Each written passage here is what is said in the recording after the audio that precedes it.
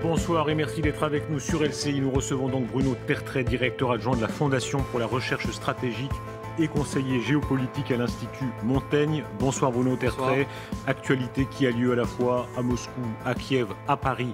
C'est évidemment tout à l'heure cette conférence de presse du président français et du chancelier d'Allemagne. Ils se rencontraient à Paris pour les 60 ans du traité franco-allemand. Les deux gouvernements, les deux parlements siégeaient ensemble de façon solennelle et symbolique, mais beaucoup plus que ça. Un des enjeux principaux est la guerre d'Ukraine et la livraison des chars lourds demandés par les Ukrainiens. Et ce soir, pour la première fois sur l'antenne de LCI, la ministre allemande des Affaires étrangères donne un signal inédit.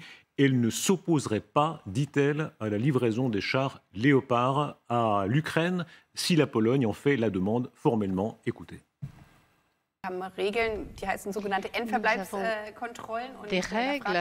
Des règles de contrôle. Alors on pose la question aux autres. Pour l'instant, la question n'a pas été posée. Si on nous posait les questions, nous ne nous opposerions pas. Évidemment, ce sont des décisions. Je me suis rendue moi-même à la frontière russe et j'ai bien vu ce que ça veut dire lorsque des missiles sont tirés. On a 45 secondes de temps pour espérer que le missile ne tombe pas sur vous. Donc, je me rends bien compte de ce qui a été dit par M. Kouleba.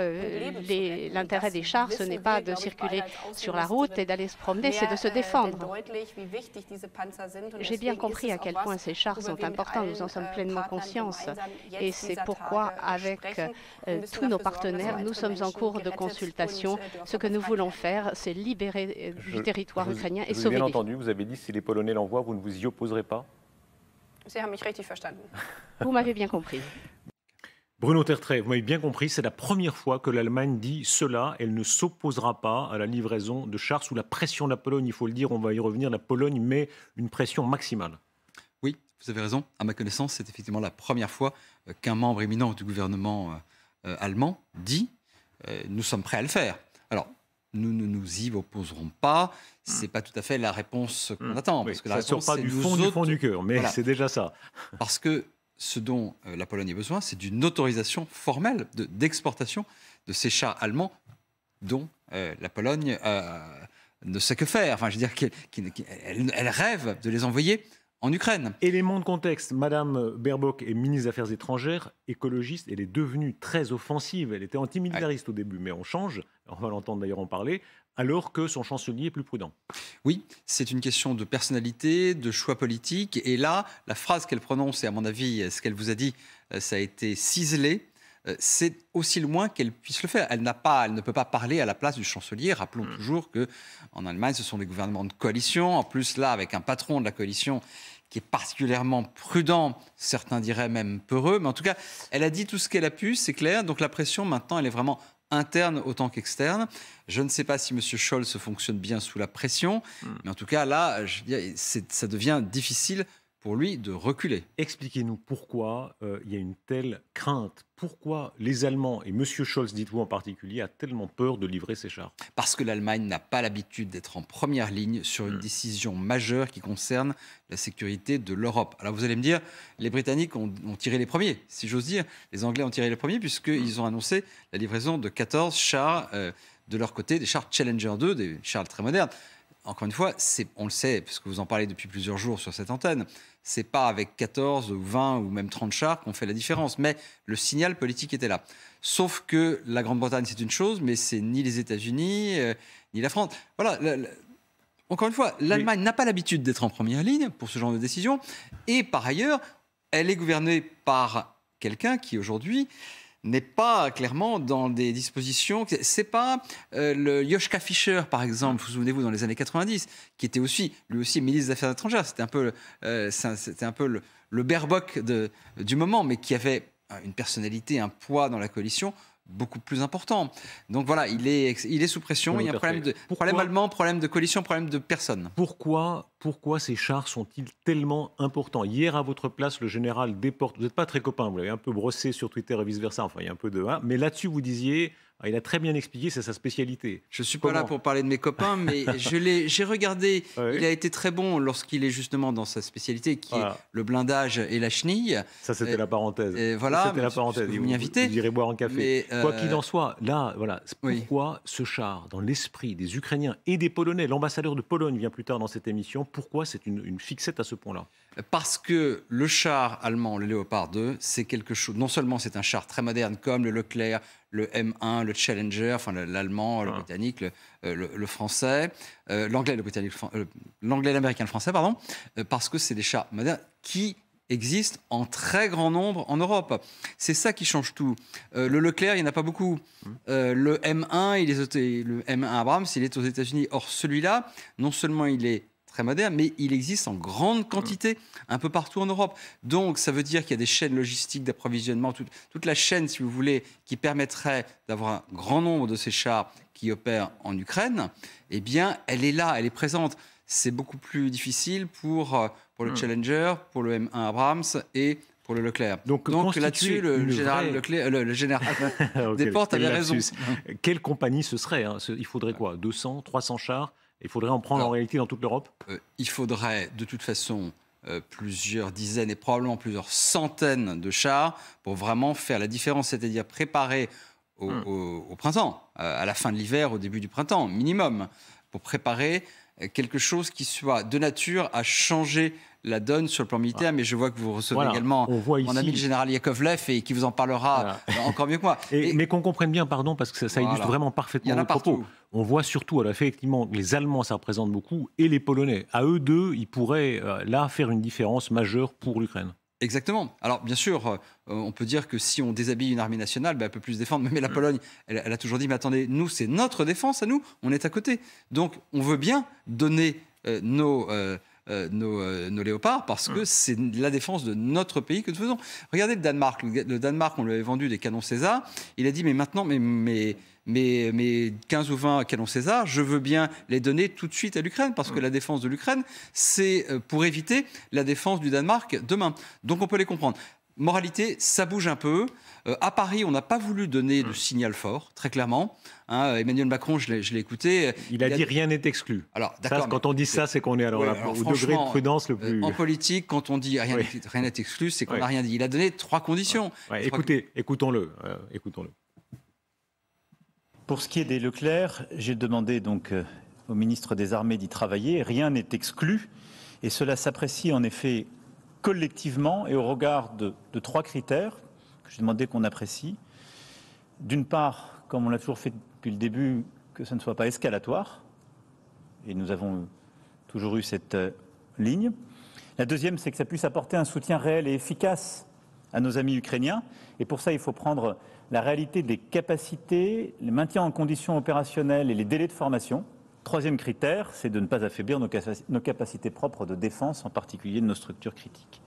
Bruno Tertrais, la formule pas escalatoire, elle dit beaucoup de choses. Il y a une forme d'attente pour l'instant, bonne ou mauvaise, chacun jugera, mais enfin de prudence.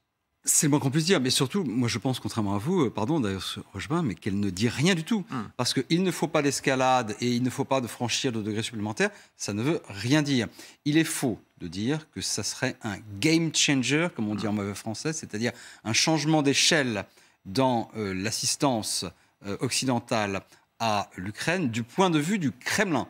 Du point de vue du Kremlin. C'est complètement faux.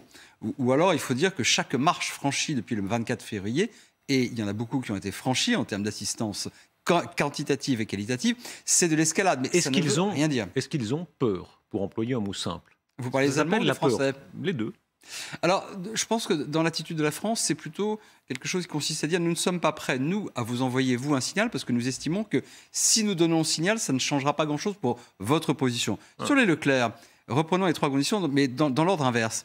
Que ça ne déshabille pas d'abord nos propres capacités militaires. Mais ce n'est pas anodin, parce que les Leclerc, on ne peut pas en livrer beaucoup aujourd'hui. Ils sont tous en rénovation. Et donc, on pourra en livrer, je ne sais pas, peut-être une vingtaine. Mais justement, une vingtaine, c'est à peu près tout ce qu'on a aujourd'hui d'opérationnel. On en a quelques-uns en Roumanie. C'est un signal de réassurance, c'est pas pour préparer tout de suite demain la défense de la Roumanie. Deuxième condition, que ça ait une efficacité militaire. Bah oui, justement, on peut pas avoir, avec 20, vous pouvez pas avoir une efficacité militaire. Et troisièmement, que ça ne soit pas escalatoire. Là, franchement, j'ai du mal à comprendre ce que ça veut dire, sauf à penser qu'Emmanuel Macron, c'est un petit peu Emmanuel Scholz, excusez-moi, mais là, il a décidé de ne pas envoyer de signal politique et de donner... C'est Emmanuel Macron qui s'est scholzisé et pas l'inverse.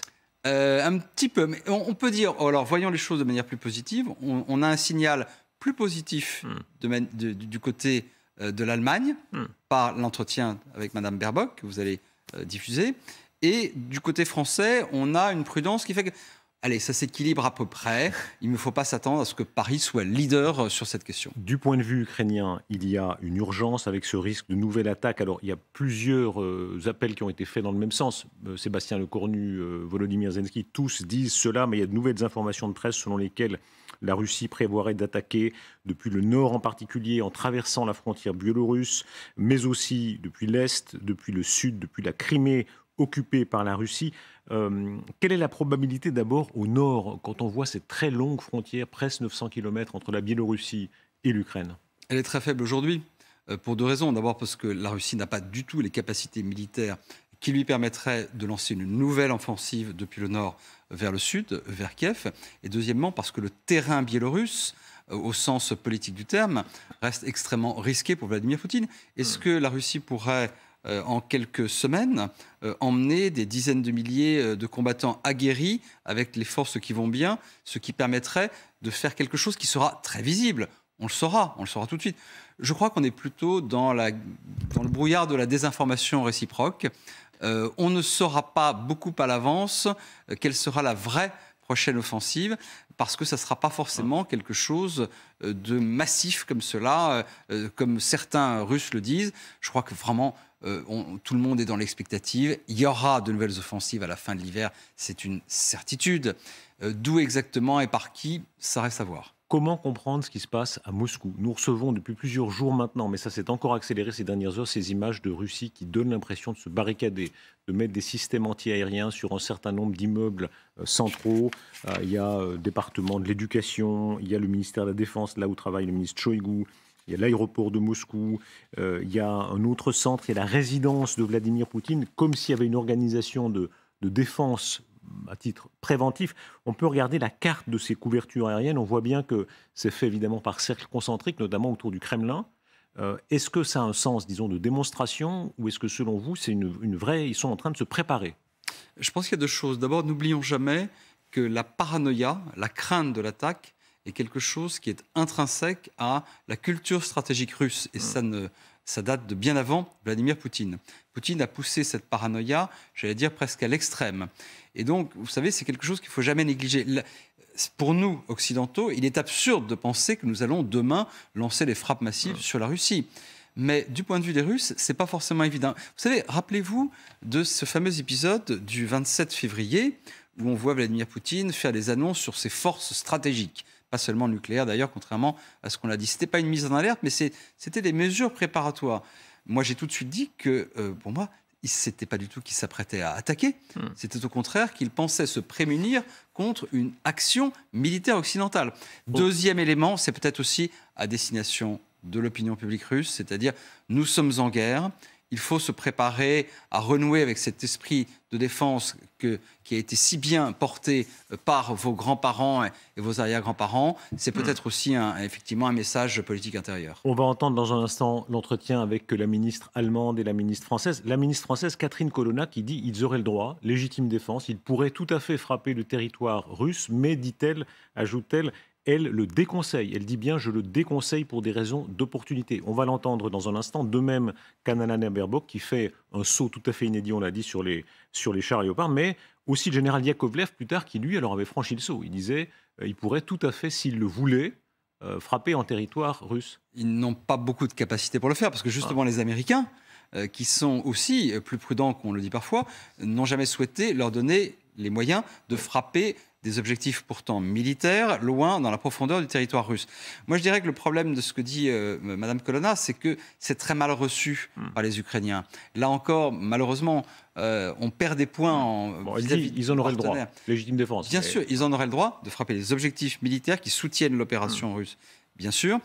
Faut-il vraiment leur déconseiller? Je ne crois pas que ce soit politiquement très habile, mais en tout cas, ça permet encore à la France de dire nous sommes un pays prudent, une puissance d'équilibre, etc., etc. On ne veut pas, nous ne voulons pas l'escalade. Moi, cette phrase, nous ne voulons pas l'escalade, il n'y a pas grand monde qui veut l'escalade dans une crise. Il y a déjà l'escalade, de toute façon. Oui, de toute façon. Diversité des avis. Merci beaucoup, Bruno Tertrais, d'avoir été notre invité.